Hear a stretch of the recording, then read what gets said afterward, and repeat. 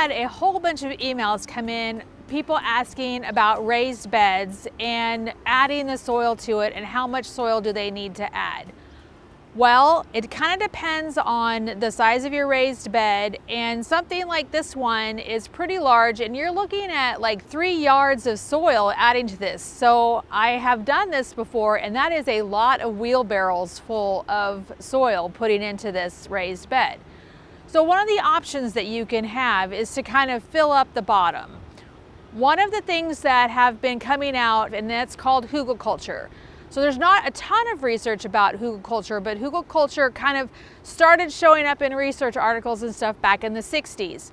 Really what it does is it takes like old wood and branches and stuff and fills in the bottom part, and then you put soil on top of that.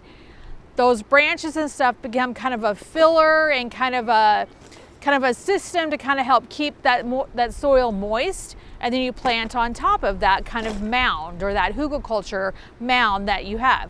So you can kind of take that same concept and use that in some of these raised beds to really help kind of eliminate some of that soil that you have to add to the bed.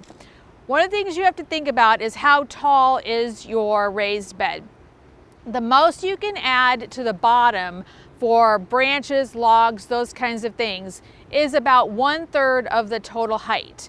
So if you're talking about like a 17-inch height raised bed, then you're only talking about a few inches.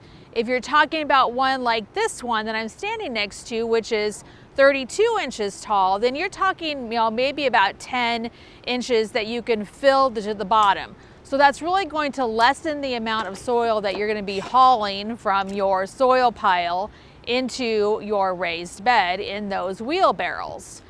One of the things that you need to remember is that you want to use ones that maybe not have a lot of dead and decaying on it. So you want a little bit newer so that they won't break down quite as quickly. So if you have an old wood pile and stuff that's been sitting around for a few years, use a little bit of that. But if you have some newer wood, maybe try to use some of that too. It will eventually break down, so you will continually be adding soil into the raised bed each year, but you won't be adding quite as much. You'll be able to maybe get away with going to the local nursery and buying a handful of those kind of raised bed bags or garden soil bags to add, instead of going to maybe one of those landscape places and buying yards and yards of soil. Remember, one of the soil types that we really look at is you want some topsoil and compost added into this. So try to get maybe a 70-30 mix of topsoil and compost. You want that compost, that organic matter in that soil, and that will really help your vegetables and your flowers perform well throughout the years.